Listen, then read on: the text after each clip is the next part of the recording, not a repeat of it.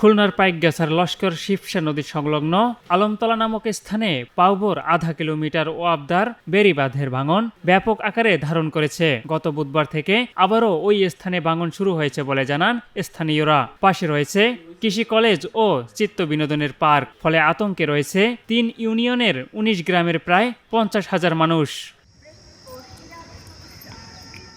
এলাকাবাসী আশঙ্কা করছেন যে কোনো সময় বাঁধ ভেঙে লবণ পানিতে প্লাবিত হয়ে ভেসে যাবে ৩টি ইউনিয়নের ১৯টি গ্রাম, চিংড়িঘেরা বাড়িঘর ও শিক্ষা প্রতিষ্ঠান।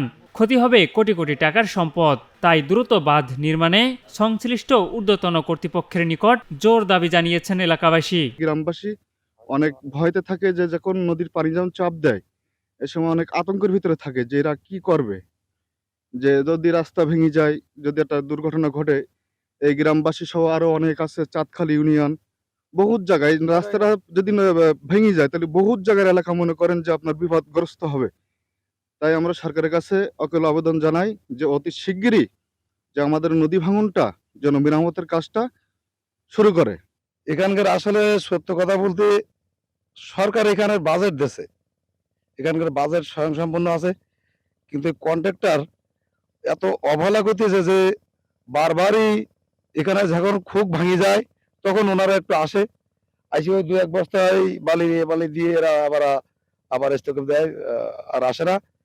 সরেজমিনে জানা যায়, গত ১ বছর আগে থেকেই ব্যাপক ভাঙন দেখা দেয়। এই সময় জাইকার অর্থায়নে একটি প্যাকেজে টেন্ডারের মাধ্যমে ৫০ কোটি টাকা বরাদ্দ হয়। টেন্ডারটি পান ঢাকার উন্নয়ন ইন্টারন্যাশনাল। আর উন্নয়ন ইন্টারন্যাশনালের পক্ষে কাজটি করছেন আররাত কর্পোরেশন নামে একটি ঠিকাদারি প্রতিষ্ঠান। এলাকাবাসীর দাবি, ওই ঠিকাদারি প্রতিষ্ঠান টেন্ডার পাওয়ার পর থেকে প্রায় ১.৫ বছর ধরে ভাঙন কবলিত এলাকায় মাঝে মধ্যে কিছু জিও ব্যাগ ফেলে ভাঙন রোধে চেষ্টা করে, কিন্তু ভাঙন রোধে মূল কাজটি আজও শুরু করেনি বলে অভিযোগ তুলেছেন তারা।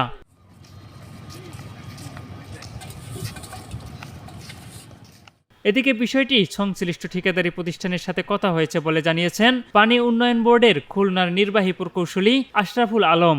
২৩ সালের টেন্ডার হয়, টেন্ডারের কন্ট্রাক্টর পায় এবং কন্ট্রাক্টর এখানে কাজ করতে এসে দীর্ঘদিন প্রায় ১ বছর ধরে সে গড়িমসি করতে থাকে এবং সে কাজ করতে চায় না। তারপরেও তাকে অবদার বিভিন্ন সময় বিভিন্ন চিঠি পাঠিয়ে সে এখানে বলতে চায় যে এখানে যে নাব্যতা গভীরতা অনেক বেশি, যেভাবে টেন্ডার হয়েছে সেখানে তার পক্ষে করা সম্ভব ছিল না।